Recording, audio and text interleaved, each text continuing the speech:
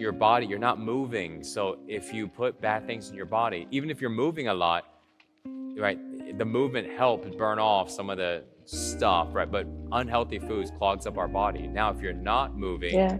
right, you learned over today and yesterday about what nutrition does, right? When it's not good for our Yeah. body, clogs up the energy, clogs up the mind, creates fear, right? Lack focus, all these things. But the thing, so this is, we talked about that. That's not the key thing, because I know you can do it. What I really want you to focus on here is committing to yourself on why it's so important. Not just reasons. You have reasons, but you don't have a reason that's big enough.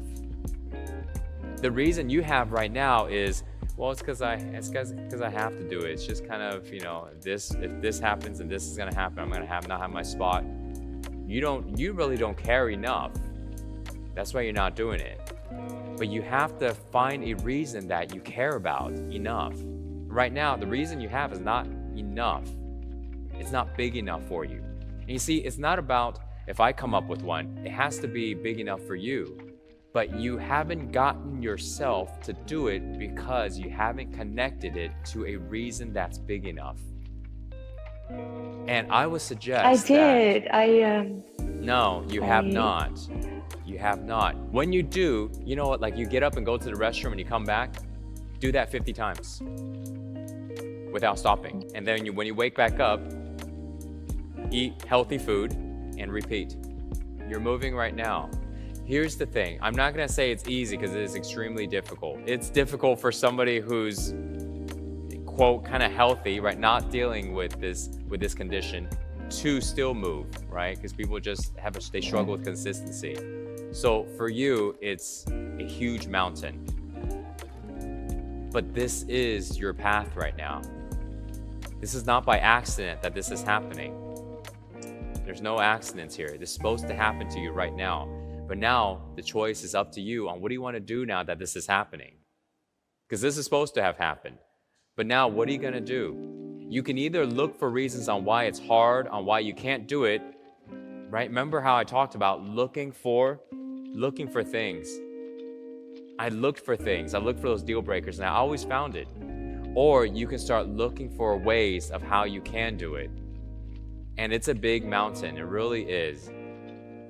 And now I can tell you the easy route, which is telling you to go doctor, do all this stuff. I already know what they're gonna tell you. So man, I'm not even gonna tell you to do that. Here's something that you can do that's less physical. Practice breathing. You know, the breath exercise that we did, which is really simple, right? We just breathe in and out of our mouth. What I want you to do, I want you to set a timer on your phone, right? Set it for 5 minutes, and I want you just to breathe during that 5 minutes.